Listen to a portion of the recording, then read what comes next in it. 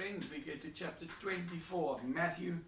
In chapter 23, we saw Jesus gave his last public sermon. It's come to an end, and the last sermon that Jesus preaches is he speaks out against the religious leaders. He warns the people against their false ways. Jesus warns, he says, they are a brood of vipers. It's the 7 woes that Jesus speaks out against these religious leaders. And now in chapter 24, we see now Jesus moves away with his disciples. In verse 1 of chapter 24, it says, Jesus left the temple and was walking away when his disciples came to him to call his attention to the buildings. And so our Lord is leaving the temple. He's finished ministering to the people. And his disciples say to him, Lord, look at how incredible the temple is. Just how magnificent this building is. Look at its size. Look at its architecture. Look at its beauty, they're saying to him. Look at its strength.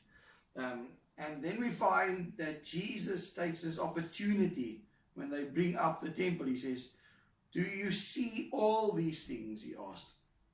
Truly I tell you, not one stone here will be left on another. Every one will be thrown down. And so it's at this moment that Jesus takes now the opportunity when he's alone with them to share about the end times. And so we find that on numerous occasions before this, our Lord has spoken about that he is on his way to Jerusalem, and he shared with his disciples that he's going to die at the hand of the religious leaders. And now Jesus shares the next thing that will happen. And he calls their attention to the temple. And he says to them, truly, meaning verily, verily, not that he's now only speaking the truth, but he's saying, I want you to hear me, he says. He says, just as you're admiring the greatness of this temple, he says, not one stone will be left on another. He says, this temple will be in ruins. Every stone will be thrown down. Now we need to remember that the stones of the temple, many of these stones weighed between 4 and 6 tons each. And Jesus says, nothing will be left. This was not the first time that Jesus had spoken out, or the Bible spoken out, a judgment against the temple. The prophet Jeremiah had spoken out a judgment against the temple, and it had been destroyed. And Jesus says, once again, it's going to be destroyed. Now, what was interesting is that 20 BC, major renovations were done to the temple by Herod the Great, and it continued till 64 AD. 6 years later, the temple would be destroyed by the Romans. So verse 3 says, as Jesus was sitting on the Mount of Olives, the disciples came to him privately. Tell us, they said, when will this happen, and what will be the sign of your coming and the end of the age? And so the disciples asked the question to Jesus, what will be the sign of your coming and the end of the age? They asked Jesus a question that we all have wanted to ask. It's something that people want to know. When is the end? When will Jesus return?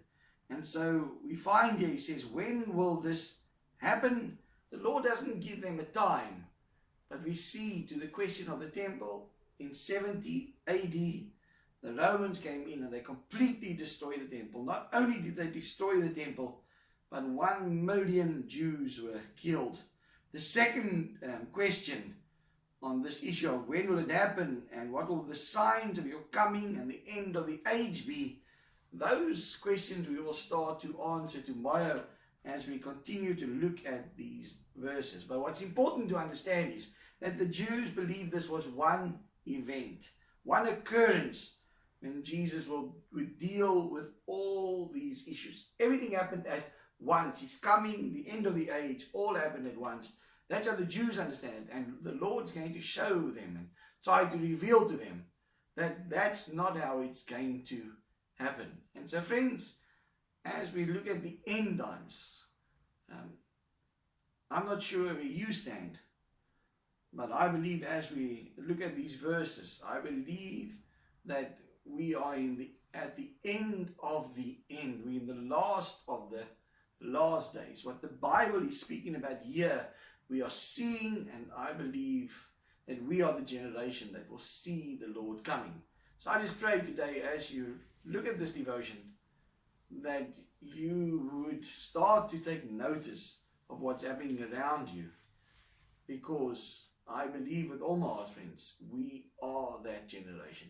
May God give you that revelation too. This is Rev Trevor. Have a wonderful day. God bless.